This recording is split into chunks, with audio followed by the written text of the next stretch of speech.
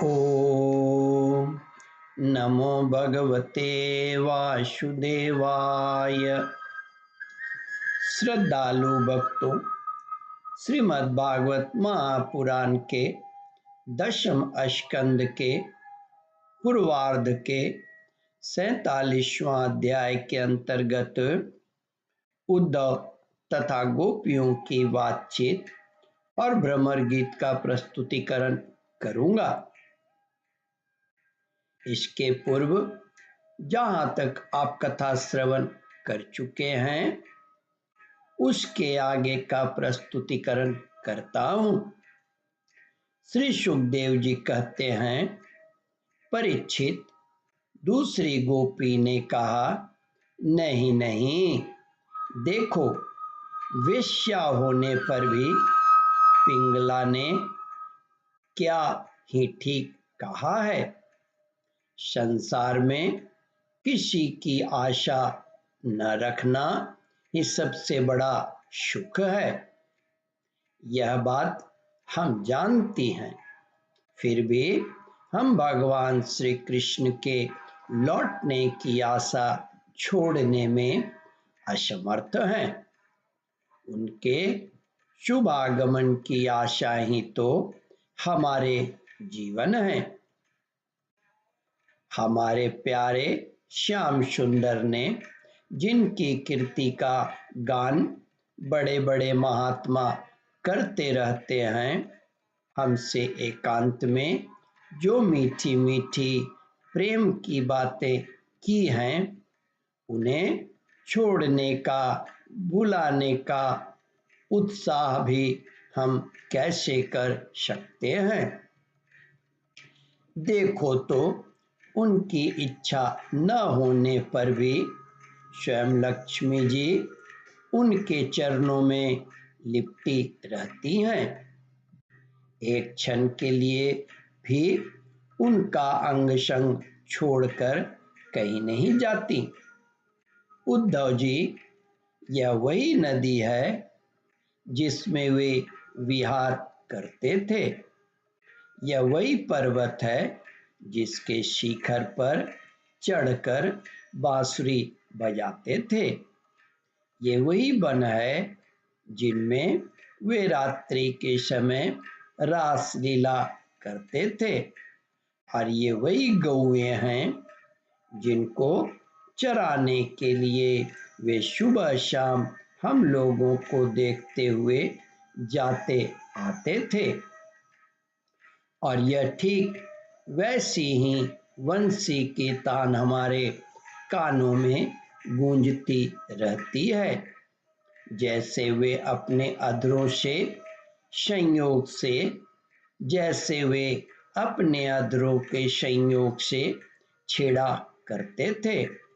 बलराम जी के साथ श्री कृष्ण ने इन सभी का सेवन किया है। यहाँ का एक एक धूली कण उनके परम सुंदर चरण कमलों से चिन्हित है। इन्हें जब जब हम देखती हैं, सुनती हैं, दिन भर यही तो करती रहती हैं, तब तब वे हमारे प्यारे श्याम सुंदर नंद नंदन को हमारे नेत्रों के सामने लाकर रख देते हैं। उद्धव जी, हम किसी भी प्रकार मुड़कर भी उन्हें भूल नहीं सकते। उनकी वह हंसी की सी सुंदर चाल, उन्मुक्त हास्य, विलासपूर्ण चितवन, अमधुरमय वाणी, आह, उन सब ने हमारा चित्त चुरा लिया है। हमारा मन वश में नहीं है। अब हम उन्हें भूलने तो किस तरह, अब हम उन्हें भूलें तो किस तरह। हमारे प्यारे श्री कृष्ण, तुम ही हमारे स्वामी हो, सर्वस्व हो। प्यारे, तुम लक्ष्मीनाथ हो तो क्या हुआ? हमारे लिए तो ब्रजनाथ ही हो। हम गोपियों के एकमात्र तुम्ही सच्चे स्वामी हो। श्याम सुंदर, तुमने बार बार हमारी व्यथा मिटाई है, हमारे संकट काटे हैं। गोविंद, तुम गौओं से बहुत प्रेम करते हो। क्या हम गौएं नहीं हैं? तुम्हारा यह सारा गोकुल, जिसमें ग्वाल बाल, माता पिता, गौएं और हम गोपियां सब कोई हैं, दुख के अपार सागर में डूब रहा है। तुम इसे बचाओ। आओ, हमारी रक्षा करो। भगवान श्री कृष्ण का प्रिय संदेश सुनकर गोपियों के विरह की व्यथा शांत हो गई थी। वे इंद्रियातीत भगवान श्री कृष्ण को अपने आत्मा के रूप में सर्वत्र स्थित समझ चुकी थी। अब वे बड़े प्रेम और आदर से उद्धव जी का सत्कार करने लगी। उद्धव जी गोपियों की विरह व्यथा मिटाने के लिए कई महीनों तक वहीं रहे।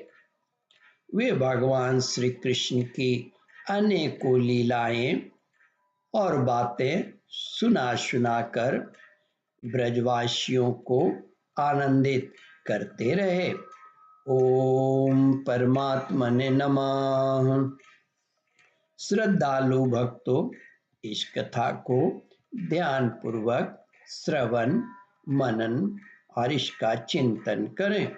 इस कथामृत का रसास्वादन अपने बंधु बांधवों को भी करावे।